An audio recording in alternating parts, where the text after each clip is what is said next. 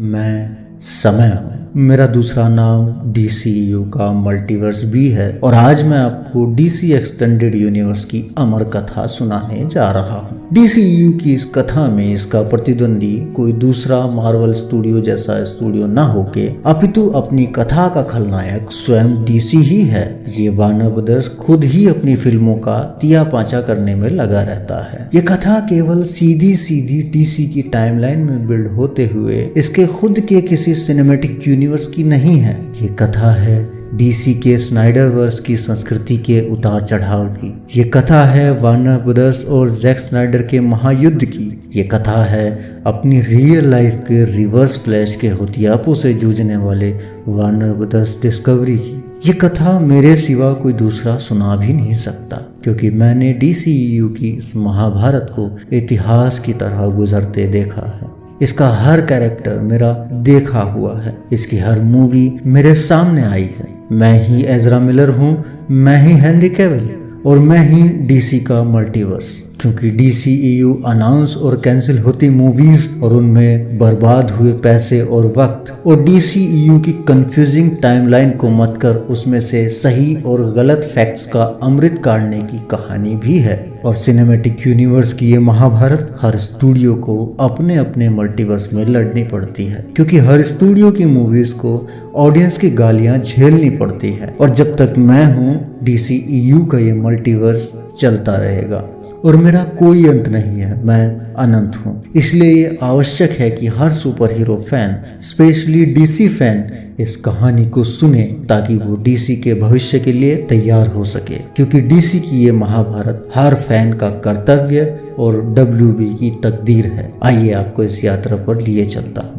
तो मेरे जन समय की बात सुन के आप सबको ये अंदाजा तो हो ही गया होगा कि आज हम इस वीडियो में DC एक्सटेंडेड यूनिवर्स के आने वाले फ्यूचर के बारे में डिस्कस करने वाले हैं। वो भी करंटली जो दिल दहला देने वाली खबरें आ रही हैं मार्केट में कि DC की काफी सारी मूवीज को कैंसिल किया जा रहा है, उसको ध्यान में रखते हुए। अब देखो, कल मार्केट में खबर चालू थी कि बैटगर्ल को स्टूडियो की तरफ से कैंसिल कर दिया गया है और आज ही सुबह से ये रूमर्स भी चालू हो गई है कि DC की आने वाली मूवी सुपरगर्ल को भी कैंसिल किया जा सकता है। नहीं, अभी कंफर्म नहीं है ये बात, बट कहीं तो आग लगी है, इसीलिए तो ये धुआं उड़ रहा है। तो ये वीडियो हर एक DC फैंस के लिए बहुत ज्यादा इंपॉर्टेंट होने वाली है, क्योंकि इसमें काफी कुछ क्लियर हो जाएगा कि WB डिस्कवरी DC के आने वाले फ्यूचर को लेकर क्या प्लानिंग कर रहे हैं। एक्चुअली सारी बकचोदी की शुरुआत WB स्टूडियो के कुछ ऑफिशियल्स एंड जैक स्नाइडर के बीच के क्रिएटिव डिफरेंस के चलते हुई थी, ये तो आप सब जानते ही हैं। अब मैं किसी एक पर्टिकुलर बंदे का नाम नहीं लेना चाहता, बट हाँ इतना तय है कि कुछ अंदरूनी वैचारिक मतभेद थे DC के फ्यूचर को लेकर, जिसकी वजह से जैक साहब को बाहर का रास्ता दिखाया गया। और आज DCU की ये हालत है कि जहां MCU आने वाले लगभग 10 साल में अपने मल्टीवर्स को एक सॉफ्ट रिबूट देने की तैयारी कर चुका है। जानने के लिए आई बटन वाली वीडियो देख लेना। वहीं DCU अभी तक अपने पैरों पर ठीक से खड़ा तक नहीं हो पाया है। और मेरे जान ये बोल के मेरा इरादा किसी DC फैन की भावनाओं को आहत करना नहीं है, क्योंकि मैं भी एक सुपर हीरो फैन हूँ। DC हो या मार्वल या फिर द बॉयज जैसा कोई दूसरा यूनिवर्स, मेरे लिए सब बराबर है। लेकिन DCU के ये हालात एक जमीनी हकीकत है। बट ऐसा नहीं है कि DCU के पास अब कुछ करने को बचा नहीं है या कोई उम्मीदें नहीं बची है इसके पास, बल्कि अब तो उम्मीदें और ज्यादा बढ़ गई हैं। एंड मेरे पास अंदर की ऐसी खबरें हैं जिनके मोती नेट के ऊपर बिखरे पड़े हैं। आपको सिर्फ उनको एक थ्योरी के सूत्र में पिरोना है एंड DCU के फ्यूचर की चमचमाती माला एकदम तैयार होकर आपके हाथ में आ जाएगी। और इसकी प्लानिंग WB के डिस्कवरी के साथ मर्जर के तुरंत बाद ही शुरू हो चुकी थी, जब कंपनी ने DC को अलग से एक स्टूडियो के साथ साथ उसका अपना खुद का एक फाइगी बाबा देने का निश्चय किया था। फिर उसके बाद एजरा भैया की कुछ पर्सनल बकचोदियां चालू हो गई, जो कि एक तरह से DC के फ्यूचर के लिए बहुत अच्छी बात साबित हुई, क्योंकि उसी की वजह से इस सारे प्रोसेस में काफी ज्यादा तेजी आई है। सुनते रहो, सब क्लियर हो जाएगा। और इसी कड़ी में पिछले एक साल के अंदर DC ने अपने CW वाले एरोवर्स के ऑलमोस्ट सारे ही शोज कैंसिल कर दिए बिना उनको एक फाइनल टच दिए। सबके सब कैंसिल हो गए, बस एक ग्रांड गस्टिन वाला फ्लैश बचा था, जिसको कि ये लोग अभी भी एक फाइनल आर्क देना चाहते हैं। तो नेक्स्ट ईयर उसका भी 9th एंड फाइनल सीजन आ जाएगा, वो भी रिकॉर्ड सबसे कम 13 एपिसोड्स के साथ। और एरोवर्स का इकलौता बचा शो भी अपनी परिणति को प्राप्त हो जाएगा, यानी कि अब DC स्टूडियो का और फैंस का भी पूरा ध्यान एक ही तरफ फोकस होगा। और यहाँ मैं एरोवर्स की बात क्यों कर रहा हूँ, क्योंकि इसके तार कहीं ना कहीं DCU से जुड़े हुए हैं और बहुत गहरे तार जुड़े हुए हैं। अब एक स्पॉइलर अलर्ट के साथ बता देता हूँ कि एरोवर्स के क्राइसिस ऑन इनफाइनाइट अर्थ के इवेंट्स के दौरान ग्रांट गस्टिन के फ्लैश की मुलाकात एजरा मिलर के फ्लैश के साथ भी हो चुकी है, जिससे ये ऑलरेडी एस्टेब्लिश हो चुका है कि DC के सारे टीवी शोज एंड सारी मूवीज और खुद DCU भी DC के मल्टीवर्स में कहीं ना कहीं पैरेलली एग्जिस्ट करते हैं। अब आते हैं फरवरी 2021 में लॉन्च हुए एक ऐसे शो पे जिसने DC के शोज का इतिहास ही बदल के रख दिया, और वो शो था सुपरमैन एंड लुइस, जिसको कि जब लॉन्च किया गया था तब ये CW के एरोवर्स का ही एक पार्ट होने वाला था। बट इस शो का जो लेवल फैंस के सामने आया, उसने फैंस के दिल में एक अलग जगह बनाते हुए इसको अब तक के DC के सबसे सफलतम शोज में से एक बना के हमारे सामने पेश किया। इसकी सबसे खास बात ये थी कि जब ये शो लॉन्च हुआ था तब फैंस ने कहा था कि हमें ये शो नहीं चाहिए, क्योंकि फैंस के दिल में हेनरी कैविल के सुपरमैन को लेकर जो जगह है वो शायद ही किसी दूसरे दूसरे कलाकार के लिए रही हो। और इस शो में टाइलर होचलिन को एक नए सुपरमैन के तौर पर देखना दर्शकों की नजरों को रास नहीं आ रहा था, क्योंकि यही होचलिन भाई साहब CW के सुपरगर्ल के शो में भी सुपरमैन के रोल में दिख चुके थे और दर्शकों के दिलों पे कुछ खास छाप नहीं छोड़ पाए थे। बट इस सुपरमैन एंड लुइस नामक शो ने फैंस की उम्मीदों से कहीं आगे जाते हुए अपने आप को भी साबित किया और टाइलर होचलिन के सुपरमैन को आधुनिक काल के सेकंड मोस्ट फेवरेट सुपरमैन के तौर पे स्थापित कर दिया। ऑफ कोर्स अपने केविल भैया नंबर 1 पे ही हैं, लेकिन होचलिन के सुपरमैन की सफलता का सबसे बड़ा श्रेय जाता है उनकी खुद की एक्टिंग एंड इस शो के राइटर्स को। मतलब इस शो की कहानी और VFX का स्केल इतना ग्रांड है कि किसी भी एंगल से कोई टीवी शो नहीं लगता है, बल्कि आपको किसी थिएट्रिकल मूवी जैसा ही फील देता है। और ऊपर से इस कहानी में एक कैरेक्टर का जो कैरेक्टर डेवलपमेंट है, जो कि मुझे किसी भी कहानी का सबसे इंपॉर्टेंट पहलू लगता है, वो इतना जबरदस्त देखने को मिला है कि सुपरमैन के कैरेक्टर के चाहने वालों को अभी तक लाइव एक्शन में जो हेनरी कैविल के सुपरमैन के साथ देखने को नहीं मिला, वो आपको टाइलर होचलिन के सुपरमैन और क्लार्क केंट के साथ देखने को मिल जाएगा। जितनी की फैंस ने उम्मीद नहीं की होगी, शायद उससे भी कहीं ज्यादा। बट आप सोच रहे होंगे कि ये वीडियो तो DC के फ्यूचर के बारे में है एंड मैं इस शो की तारीफ करने में लगा हुआ हूं, तो मेरी जानी दोनों का ही फ्यूचर आपस में कनेक्टेड है। हाँ, ज्यादा मच्छों को बताता हूँ सब कुछ। हुआ यूं कि इस शो के फर्स्ट सीजन को और होचलिन के सुपरमैन को ऑडियंस का इतना प्यार मिला कि इस शो का कोई भी कनेक्शन एरोवर्स के बाकी के किसी दूसरे शो के साथ बिठाने में मेकर्स ने थोड़ी देरी कर दी। एंड थैंक्स टू कोविड कि ये शो एरोवर्स के किसी भी क्रॉसओवर में शामिल नहीं हो पाया। और इस शो के सेकंड सीजन जो कि अभी लास्ट मंथ ही खत्म हुआ है, उसके फाइनल एपिसोड में ये बात पूरी तरह से साफ कर दी गई कि ये शो DC के मल्टीवर्स में किसी दूसरी ही अर्थ पे सेट है, ना कि एरोवर्स वाली अर्थ पे। और उसकी अर्थ पे सुपरमैन एक अकेला सुपर हीरो है, कोई दूसरा नहीं है। अब आते हैं सैन डिएगो कॉमिक कॉन 2022 पे, जहाँ पे सुपरमैन के बारे में काफी सारी रूमर्स चालू थी कि हेनरी कैविल आके या तो मैन ऑफ टुमारो अनाउंस करेंगे या फिर restore the Snyderverse. But fans के हाथ लगा ब्लैक एडम एंड शज़ाम 2 का तंबूरा। और वहीं द रॉक का इंटरव्यू में ये कहना कि सुपरमैन को लेकर उनके पास प्लान्स तो हैं, बट ये डिपेंड करेगा कि आगे सुपरमैन कौन प्ले करता है। ये लाइंस अपने आप में फैंस के दिलों में आग लगाने के लिए काफी थी, क्योंकि ऑफिशियली कॉमिक कॉन में स्नाइडरवर्स भी कैंसिल कर दिया गया था। एंड उसके कुछ ही दिनों बाद हमें एक जबरदस्त खबर सुनने को मिलती है। अपने एलन होन चचा, जो वॉल्ट डिज्नी के चेयरमैन हुआ करते थे एक टाइम पे, उन्होंने 1 अगस्त 2022 से WB डिस्कवरी से कंसल्टेंट के तौर पर जुड़ना स्वीकार कर लिया। यहाँ पे इस बात को ध्यान में रखना बहुत जरूरी है कि ये वही एलन साहब हैं जिन्होंने अपने फाइगी बाबा के साथ मिलकर अपने MCU को आज इस मकाम तक आने लायक बनाया है। MCU के प्रोजेक्ट्स को मूवी थिएटर की स्क्रीन पे लगी फिल्म से लेके डिज्नी प्लस पे आने वाली छोटी स्क्रीन के शो तक एक्सपेंड करने का जो आइडिया था, उसमें एलन साहब भी शामिल थे। तो सोचने वाली बात यह है कि कहीं वार्नर ब्रदर्स डिस्कवरी इन्हीं को तो अपना खुद का फाइगी बाबा कंसीडर नहीं कर रहा है, क्योंकि अपना कार्यभार संभालते ही इन्होंने DCU में कांड करना चालू कर दिया। 1 तारीख को इन्होंने ज्वाइन किया और 3 तारीख को न्यूज बाहर आई कि बैटगर्ल कैंसिल। और जैसा कि मैंने पहले बताया था, सुनने में ये भी आ रहा है कि साशा केले की सुपरगर्ल मूवी पे भी प्रोडक्शन का काम रोक दिया गया है एंड वो मूवी भी अभी होल्ड पे है। अब देखो, बैटगर्ल पे $90 मिलियन खर्च करने के बाद, इसको पूरी बनाने के बाद भी इसको कैंसिल कर दिया गया। उसके पीछे कुछ और वजह भी थी, जिनमें सबसे बड़ा रीजन था कि इसको टेस्ट ऑडियंस में जो रिव्यूज, जो रेस्पॉन्स मिला, वो कुछ खास एक्साइटिंग नहीं था। आई मीन इसकी कहानी उतनी रोमांचक नहीं थी। इवन माइकल केटन का बैटमैन मूवी में 4-5 सीन में दिखाई देता है खाली, और बारबरा गॉर्डन बस हैलोवीन पे एक बैट सूट पहन के क्राइम फाइटिंग चालू कर देती है। तो एक सीन में केटन का बैटमैन उसको मना करने के लिए आता है कि बेटा तुम अभी बच्ची हो, तुमसे ना हो पाएगा। एंड 1-2 और सीन्स के साथ ही मूवी की एक फाइनल सीन में ये दोनों मिलके गुंडों की धुलाई कर रहे होते हैं एंड बैटमैन इसको भी as an official Batgirl consider कर लेता है, जो कि प्लॉट सुनने में उतना एक्साइटिंग नहीं लग रहा है। एंड इस मूवी के डायरेक्टर्स के रिसेंट रिलीज काम यानी कि मिस मार्वल को मिलने वाले मिले जुले रेस्पॉन्स को देखते हुए भी वार्नर ब्रदर्स डिस्कवरी ने शायद सोचा होगा कि इसका डायरेक्टर्स का नाम भी अभी उतना बड़ा नहीं है कि खाली डायरेक्टर्स के नाम पे दर्शक खींचे चलाएंगे मूवी देखने। बट मैं पर्सनली इनका काम देखना चाहता था। आई नो कि एक पूरी फिल्म को $90 मिलियन लगा के बनाने में उसकी कास्ट एंड क्रू को कितनी मेहनत लगती है, मैं समझ सकता हूँ। मैंने अपनी आंखों से ये सब देखा है। बट मल्टीवर्स ऑफ मैडनेस के कॉन्टेक्स्ट में कहूँ तो मल्टीवर्स की अनंत संभावनाओं में एक अकेली जान की कुर्बानी कोई मायने नहीं रखती। माने अगर इस मूवी के कैंसिलेशन को DCU के आने वाले फ्यूचर की एक बड़ी पिक्चर के साथ रख के सोचोगे तो ये कहीं ना कहीं तुम्हें एक राहत की सांस ही देगी। और शायद इसीलिए स्टूडियो ने लेस्ली ग्रेस और इन डायरेक्टर्स के साथ मिलकर इन फ्यूचर किसी दूसरे प्रोजेक्ट पे काम करना एग्री किया है। लेकिन एक सवाल बार बार दिमाग में आता है कि अब क्या है DCU का फ्यूचर। तो उसके लिए हमें अपने केशीन पहाड़ की बातों पे ध्यान देना होगा। ये भैया सैन डिएगो कॉमिक कॉन में भी ब्लैक एडम के कॉस्ट्यूम में पहुंच गए, तो वहां भी चिल्ला के सिर्फ एक ही बात बोल रहे थे कि ये मूवी